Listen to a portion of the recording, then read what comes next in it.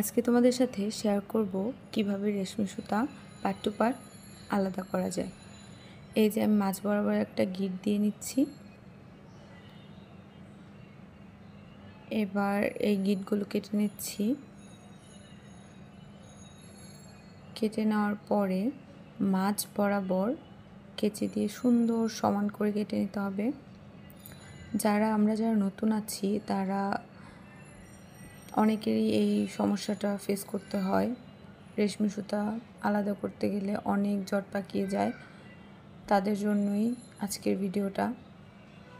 যারা নতুন নতুন বেসে চুড়ি তৈরি করছো বেস দিয়ে বা সুতা পেঁচানোর চেষ্টা করছো, এই যে এবার আমি খুব সহজে আলাদা করে নিতে পারবো। এবার আবার গিট দিয়ে রেখে দেব, আবার যখন লাগবে তখন আবার গিটটা খুলে এভাবে ইউজ করব। এতে করে আমাদের রেশমি সুতা পেঁচাতে আর কোনো ঝামেলাই পড়তে হবে না। আর এই যে আমার আগে আমি এই টেকনিকটা জানতাম না, তো আমার অনেকগুলো রেশমি সুতাই নষ্ট হয়েছিল, এভাবে জট পাকিয়ে যেত।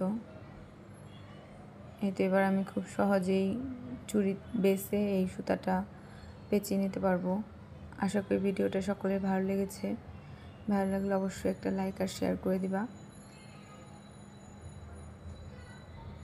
এতক্ষণ ধৈর্য ধরে ভিডিওটা দেখার জন্য সকলকে অসংখ্য ধন্যবাদ।